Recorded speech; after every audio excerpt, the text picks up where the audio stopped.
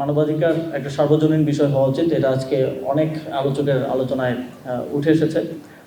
কিন্তু দুঃখজনকভাবে আমরা আমাদের যথেষ্ট কাঠামোগত আইনি ব্যবস্থা বা সিস্টেম না থাকার কারণে আমরা সেটা ফলো করতে পারছি না। রেজিম চেঞ্জ হচ্ছে কিন্তু প্র্যাকটিস মোটা দাগে আমরা মিলিয়ে ফেলতে পারছি যে আগের প্র্যাকটিসের সাথে তো কম বেশি হতে পারে কিন্তু একরকম রয়ে যাচ্ছে।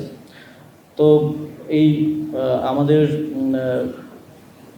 সাংবাদিক অনেকেই গ্রেফতার অবস্থায় আছেন, তাদের বিষয়েও আলোচনা এসেছে।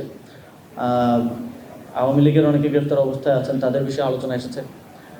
কিন্তু আমাদের বিচার ব্যবস্থার এবং যথাযথ আইনি কাঠামো না থাকার কারণে যারা গণহত্যায় সম্মতি উৎপাদন করেছেন, যারা একটা ফ্যাসিবাদকে ফ্যাসিবাদ হয়ে উঠতে সহযোগিতা করেছেন, তাদেরকে আমাদের এখন এক ধরনের হিরো ট্রিটমেন্ট দেওয়ার মতো পরিস্থিতি তৈরি হয়ে যাচ্ছে।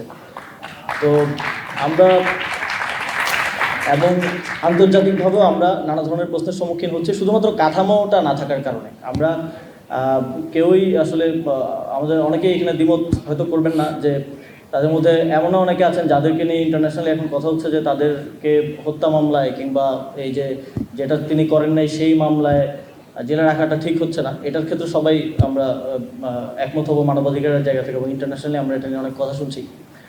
কিন্তু তাদের যেই ডিড বা তাদের যেই কর্ম, সেটার জন্য তাদের এর থেকেও আরও বেশি কঠোর শাস্তি হওয়া উচিত ছিল যদি আমরা গণতন্ত্রকে এখানে দীর্ঘমেয়াদে স্থাপন করতে চাই, রক্ষা করতে চাই।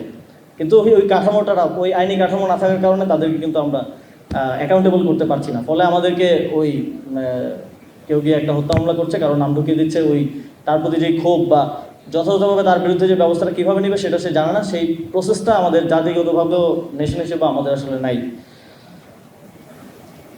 তো এই জন্যই আমরা আসলে রাষ্ট্রের কাঠামোগত সংস্কারের কথা বলি। কাঠামোগত সংস্কারের কথাটা আমাদের এই কারণগুলোতেই বলতে হয়, না হলে আমরা যে হিউম্যান রাইটস ফর অল এবং